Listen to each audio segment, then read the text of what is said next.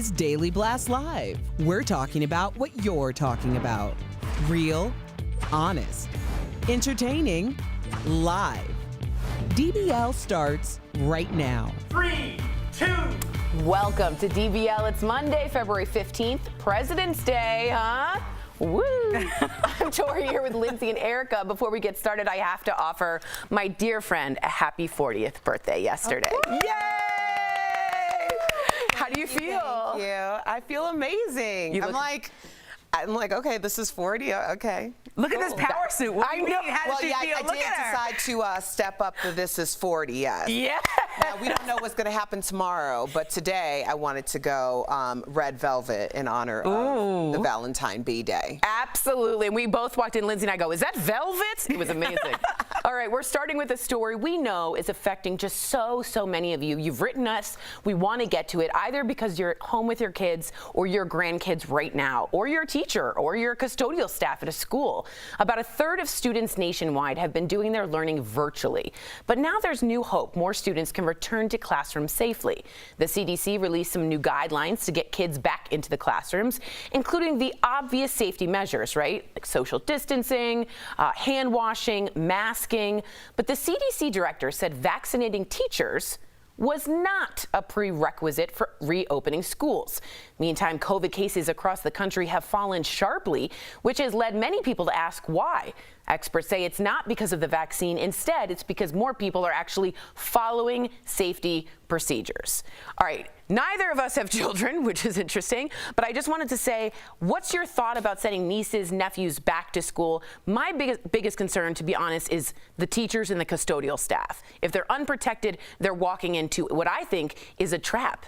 Well, one of my best friends is a teacher in D.C., and she was saying how she thinks that kids are really at a disadvantage for the this last year and last couple of months because the virtual learning is just really hard. We saw the layers of like no access to Wi-Fi. We've seen layers of parents that aren't able to be home and make sure their kids are staring at that computer screen. We've seen parents struggle with pods and trying to make their kids have somewhere to learn in a quiet space. And so I think that there's a whole argument of teachers that are like, we really do need to get back to school. I personally would be worried about my friend's safety and other people's safety, because I think that you need to be vaccinated, and no kid, I mean, what ages are we talking about? All school ages? They're not following all the directions, what kids do. And so I think that that's a huge concern, but also I understand that, you know, a lot of people called last year a wash. Yeah, and a lot of kids I know who have friends who have kids, they're like, the kids are acting up because they just haven't had any social, I mean, I feel so bad for them. They haven't even gone to a park and met another person. Well, it's like, you know, these kids, a lot of them are in their formative years of really understanding how to communicate personally.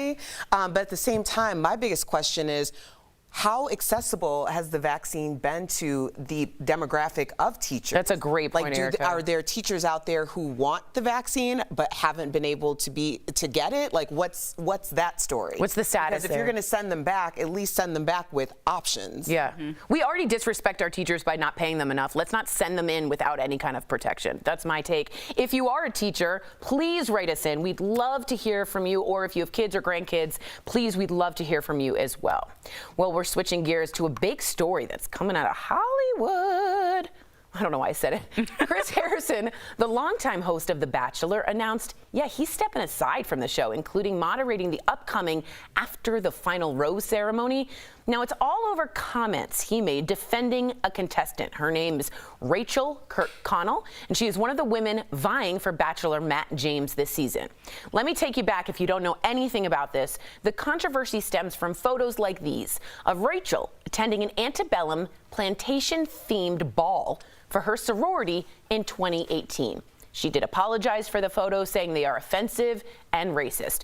Here's what Chris said on Extra that's actually caused all the backlash against him. Take a look. You know, I saw a picture of her at a sorority party 5 years ago, and that's it. The picture was from 2018 at an Old South antebellum party. So I think, you know, when you hold that under the lens, it's not a good look. No, it's not a good. Well, Rachel, is it a good look in 2018 or is it not a good look in 2021? It's because not there's a big good difference. Look ever. Sorry, that was ridiculous. Chris had previously apologized for those comments, but many felt it really wasn't enough, which has a lot of folks asking, what are the proper consequences for what he said? Should he be fired, suspended, or face no consequences since he's now apologized? So we want you to go to dblvote.com, even if you don't watch The Bachelor. Vote in this to tell us what you think. Erica, do you watch The Bachelor first off? I've been watching Matt's season, and I came back to watching The Bachelor when Rachel Lindsay, who was interviewing Chris Harrison, was the Bachelorette. She was the first black Bachelorette.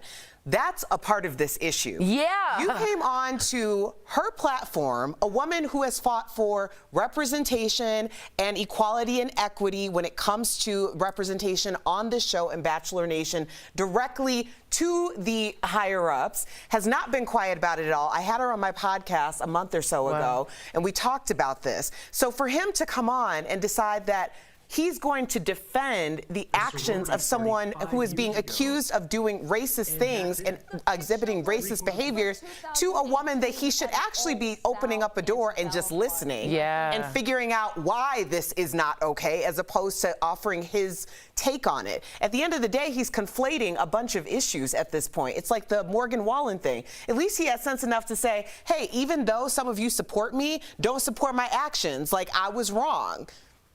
My thing is that even though I think that he's a fool for this interview, like I don't know who told him to do this, I think that he isn't the one who did the antebellum party. He isn't the one. He just went and did an interview. And yes, he said some stupid comments, but should he lose his job forever? And you know, I'm adamant of like, I have my patience is paper thin when it comes to racist people or racist actions. Zero tolerance. I have no tolerance. But I just think he did an interview. He said some stupidity. But should he step down from Bachelor, a show that he's been hosting for like a million years? I don't know. I mean, I think he should definitely learn his lesson, and somebody should talk to him about why this is a ridiculous statement. But I don't know about him losing his job forever. Now, the Rachel girl getting kicked off the show 5 years ago is an arm's distance away. It's not like we're talking about 20 years ago. This was 5 years ago. In 2018, I think you should have known going to a party like this, or your whole sorority should have known, whoever led up the party should have known this wasn't appropriate. So I think we need to talk about the real issue at hand, which is the woman and the entire sorority that thought this was okay. That's probably funded in some ways by whatever school she's going to. Yeah, I do have to say, the plantation antebellum themed 2.5 years ago party from 2018, not cool in any respect. And at 2018, you all should know better. No consequences says 80% of you. So a strong majority of you don't think that he should serve consequences. It kind of reminds me a little bit of the Billy Bush situation, when he wasn't the one who did it, but he's the one who sort of backed it, and he got canceled. But he's back on TV, so I mean, yeah, that's how that works. It took a minute. Yeah. It's just always interesting to me what people decide to defend. Right. Like, clearly he has an issue with the quote woke police, but have an issue with that and have a conversation about the idea of people getting canceled in the moment. Don't use that argument to defend something that's clearly in the wrong of the wrong. 100%. And the way, it's like, why would you do that? I know. It makes no sense. Yeah, it was a lose-lose for him. By the way, Billy Bush, I was told, is on the show Extra that he was on. So good for Billy Bush. Coming back, but there was a while there. It was rocky. All right, we have to give a big DBL shout out to Prince Harry. Meghan Markle, Mazel, the couple announced yesterday on Valentine's Day they are overjoyed to be expecting a second child, saying Archie's going to be a big brother. The Queen congratulated them, saying the entire family are delighted and wish them well. And get this, the announcement comes on the 37th anniversary of when Harry's mother, Princess Diana, announced she was pregnant with him on Valentine's Day, 1984. I love that nod to Princess Di, but very quickly, they did announce they had a miscarriage in July. Yeah. And she cannot get more relatable for me. She keeps making it more relatable. What do you think? Well, I guess so, yes. I mean, these are very relatable issues, but they're actually sitting down with Oprah in March for a tele like 90 I did not know this. So we're going to hear about everything, Megxit, the whole thing from their mouths, and that's how I want to hear it. And I've been watching the royal Instagram, and I haven't seen any posts. And I'm just saying, what's going on? Well, they said they support and they love and they're so happy for them, but where's the post? This is still part of your family. That's a good point. Announce the pregnancy on your page. That's that black and white photo, please, people. And people were very upset with the feet. He had bare feet, Prince Harry. Apparently there was a bunion. So take a quick look. Oh, man. Coming up on DBL, inside the secret life of a Hollywood sex addict. One actress shares her emotional journey of redemption and salvation. And yes, we're going to talk about it. Kellyanne Conway's daughter, Claudia, was on American Idol. But is the show using her for ratings? We're going to go there. Coming up next.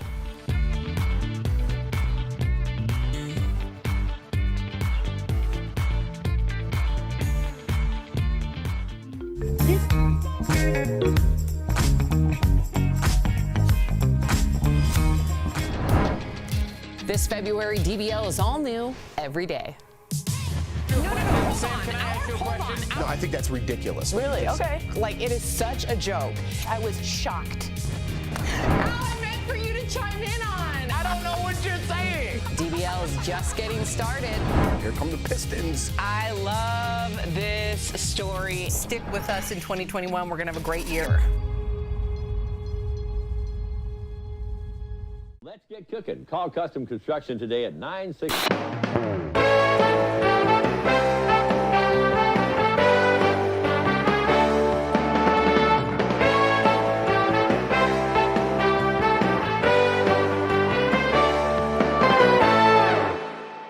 My sister wonders why she still has gas after taking...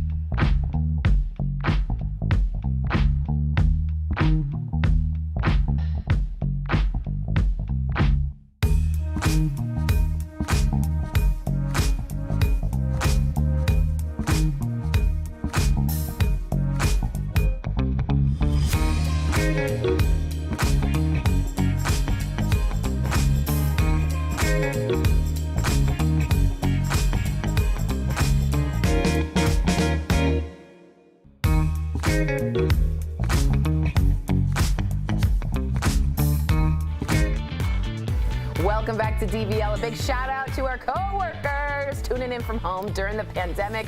Kelly Schubert, there she is. We miss you, Kelly. All right, well, some of you may have heard this. I already got some DMs from you asking what I thought. Kellyanne Conway's daughter, Claudia, made her debut on American Idol last night.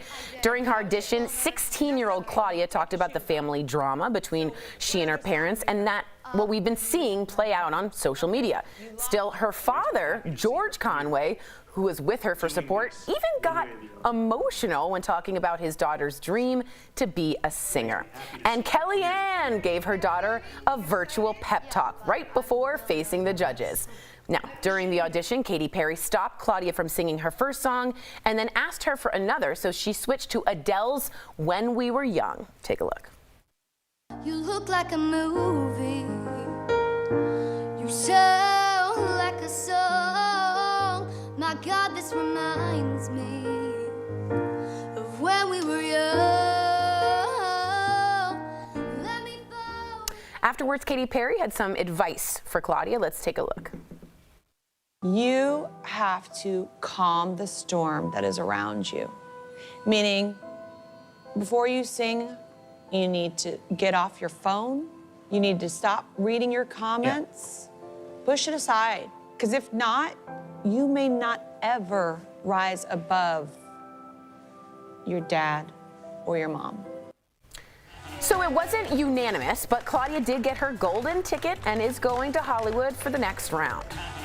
I have some really strong feelings about this. I don't have children, so I feel a little apprehensive about saying this, but this seems incredibly gross to me. This seems very disgusting, abusive, and wrong. She's 16, and I think they're using her for ratings, and I think there's something really wrong with that family. I'm saying that coming out of someone who feels like there is a serious alleged abuse issue going on in the home, something not to laugh about, and we're sort of just like throwing it out there for everyone to enjoy with popcorn. I don't like it. I'm kind of just like, is anybody else confused? Like, she just accused her mom of putting nudes on the internet of her, and then her mom's giving her a pep talk on this big screen. Like, I would suggest therapy, kind of like what you're saying, as opposed to American Idol. With Katy Perry and giving I think that advice. she should get an opportunity to sing. I think that Kellyanne Conway, given her history and her career path, will provide her with those opportunities to get a chance to sing in front of somebody that maybe can change her daughter's career. But at 16, you guys really need to worry about the foundation of your family, I think, more than becoming famous and celebrities, especially at that young age when it seems like there's some instability already to put her in front of everybody. Is American Idol at fault for doing this? No, I think that I always blame the parents because I think that's where the fault lies. We've had a lot of conversations about, like, if they're doing things in order to be more of like an entertainment family. When you turn around and go on American Idol, it makes it kind of suspicious. And on top of it, like, I mean, she's a young girl, and I don't want to like slam her, but I don't feel like her talent was up to par with some of the other contestants. Yeah, she was on pitch, but she wasn't a superstar by any means. Right. Yeah, I just.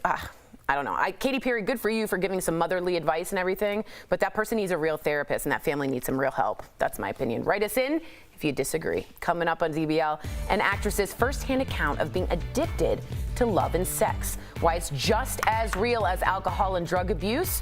That's coming up next. It's Black History Month, and DBL is recognizing Black leaders who are making history right now. Dr. Kizzmekia S. Corbett is the lead scientist on the Moderna COVID-19 vaccine team. And with 6 years of experience studying the spike proteins of similar viruses, she was able to design the Moderna vaccine within just 2 days of the novel coronavirus being discovered.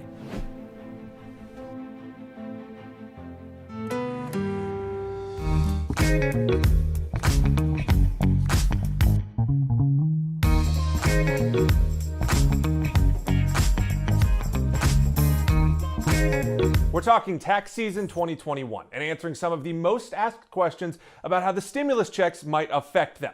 Why are we verifying this? Well, many have lost jobs or some income in 2020, and with multiple stimulus checks, we've had hundreds of questions all year long about what that will mean when you file taxes. Our main sources are the IRS, the CARES Act from 2020, and April Walker, a lead manager for tax practice with the American Institute of CPAs. So first question, if I never got my stimulus checks or got less than I should have, will I get it on my tax refund? The IRS has stated, quote, if you don't get any payments or got less than the full amounts, you can claim a recovery rebate credit when you file. Now, if you fill out taxes yourself, you're gonna have to calculate this amount and put it on your filing. But if you use a tax filing company or CPA, they will take care of this for you. Bottom line, yes, you will be refunded for missing stimulus money. For question 2, we're going the opposite way. Will I owe money if I received more stimulus money than I should have in 2020? Since the stimulus checks were based on 2019 tax returns, this could happen if you made more money in 2020 than you did in 2019. So, will you owe money? You don't have to pay any money back. It doesn't reduce your income. It doesn't increase your tax. So it really won't show up anywhere if that's the case. So no, you won't owe anything. And to verify, I'm Jason Puckett.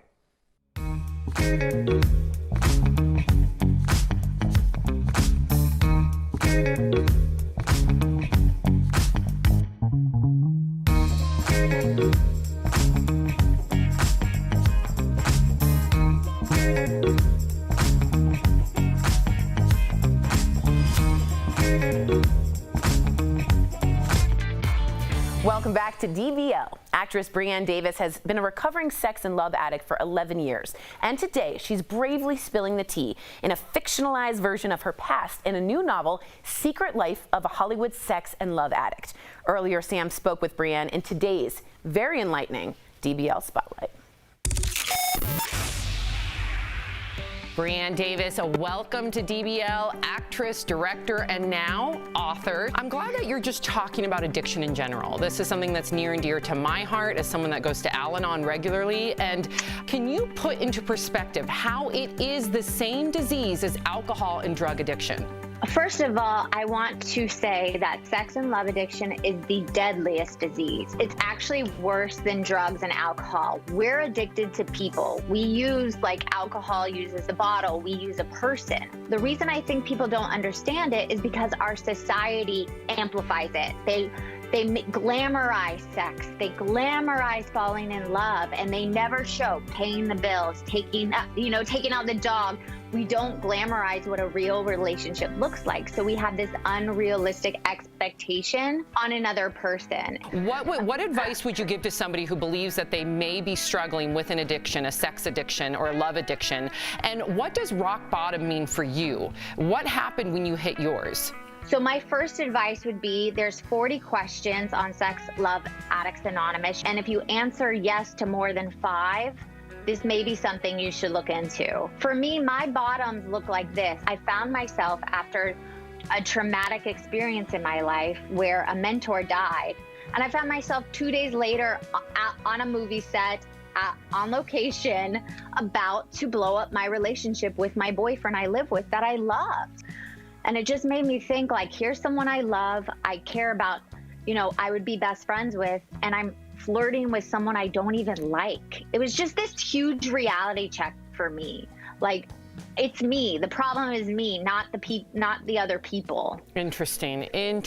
So what's it like to be in recovery from sex and love addiction, and how has it affected your romantic relationships? We just heard that story, but now that you are in recovery, how has that shifted?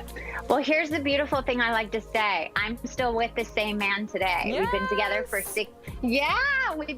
for 16 years. He, it's not like I got sober in this program, then found the perfect partner, because there is no perfect partner. There is no soulmate. No one should complete you. You complete you. So on the other side, I have this freedom now as a woman too, that no one fills me, no attention fills me, no message fills me, no like on Instagram or TikTok fills me. I fill myself, and that is the best thing I have done for myself, and nobody can take that away. Amen. I'm so happy that you're saying this, and I'm just so absolutely proud of your courage to speak out and to get help, because hopefully someone watching will say, that's me. I need to get help. So I believe that you will inspire other people to recover. So before we go, can you give us a sneak peek of what kind of trouble Roxanne gets into? Oh my God, she gets in so much trouble. She gets caught and with 2 boyfriends, one in New York and one in LA. And she finds out, like, whoops, in the middle of her driveway. And then she has a botched threesome that's amazingly funny. And every story in here is based on somebody, but I'll never tell you who it is. Oh, that is so juicy, Brienne. I love that, because then our minds can kind of run wild, right? So I'm glad that you gave us that little nugget. Very exciting. So to all of our viewers out there, be sure to pick up a copy of Secret Life of a Hollywood Sex and Love Addict, and tune into Brienne's Secret Life podcast for more stories of addiction and recovery. Brienne Davis, I appreciate you. I appreciate your honesty. Thank you for stopping by. We'll be right back. Thanks. Promotional consideration is brought to you by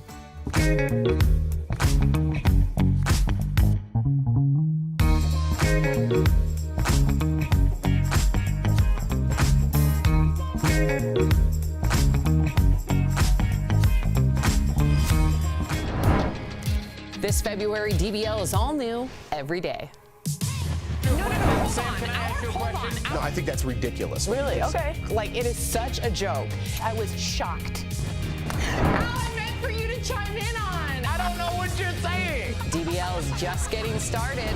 Here come the Pistons. I love this story. Stick with us in 2021. We're going to have a great year. Relief. Think she heard me?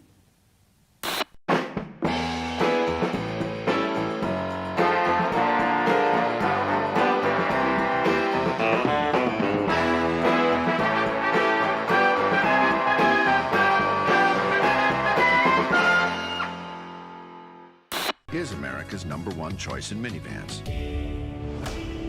The Verify team is here to make sense out of things spreading online, separating what's real from what's just misinformation. President Joe Biden proposed raising the minimum wage to $15 per hour as part of his COVID-19 relief bill. Then he said this on CBS News last Sunday. Well, apparently that's not going to occur because of the rules of the United States Senate. So you're saying the minimum wage won't be in this? My guess is it will not be in it. So let's verify. What rules is President Joe Biden talking about? Our sources are the Center on Budget and Policy Priorities and a pair of legislative experts, Casey Burgett from the George Washington University and Bill Doster, a longtime policy expert who we spoke with just days before he was named the chief counsel for the Senate Budget Committee. Our experts say that the big wrinkle here is that Democratic leadership is proceeding with something called budget reconciliation. That is, they're incorporating elements of the COVID-19 relief bill into this year's budget, rather than creating a standalone bill. The advantage of this is that they only need a simple majority, rather than the typical 60 votes that are needed to pass a bill in the Senate. But you can't just add any provision to a budget bill. They have to be related to the budget. Doster explains that the big rule here is called the Byrd Rule, named after a one-time senator from West Virginia. To simplify, added provisions must be related to spending or revenues. So how does the minimum wage play into this? Well, Doster explains that the budget impacts can't just be, quote, merely incidental to the policy goals. So maybe raising the minimum wage does impact the budget by reducing the amount of public benefits for low-income people. But the question is, was that the main purpose? Is this a bigger policy change than it is a budgetary change? And the final decision on that is decided by the Senate parliamentarian, Elizabeth McDonough. With your Verify, I'm Evan Kozloff.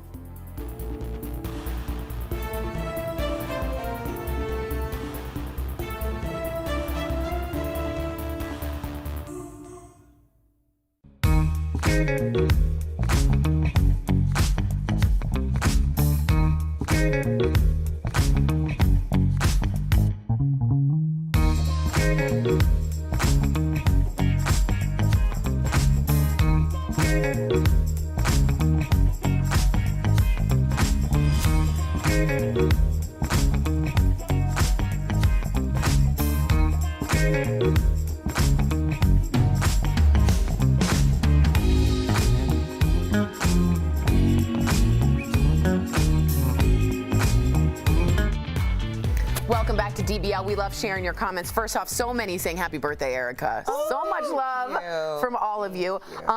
Audrey from Facebook says, I won't be sending my kids into the fire. This is about sending kids in without getting people vaccinated. Someone said, Misty says, so what are you saying? Should vaccinations be mandatory instead?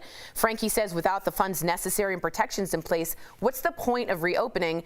And finally, Roger says, my daughter, I believe, is a school teacher in Raymond, New Hampshire. So the answer to your question is yes, they should be vaccinated. And finally, someone says, I agree with Tori. They don't pay teachers enough. It's a prime example. Teachers should not be in the classroom without an option for immunization. I think option is the key word, though, because you still remember some people have their own reasons why they don't want to get vaccinated, and it's not being mandated by a lot of employers. So I doubt the schools are going to mandate it unless it becomes like how when kids enter a school when they're younger, they have to take a certain amount of shots. Yeah, because at some point they all had to get polio shots. We all had to get the booster shots. This isn't that abnormal for America to go through. So we're thinking of the teachers out there. We really are. We love you all. Goodbye to our coworkers at home today. When the pandemic is over, we'll be back together again in the studio celebrating Erica, I hope. DBL's new every day. We'll see you same time, same place tomorrow. It was Velvet.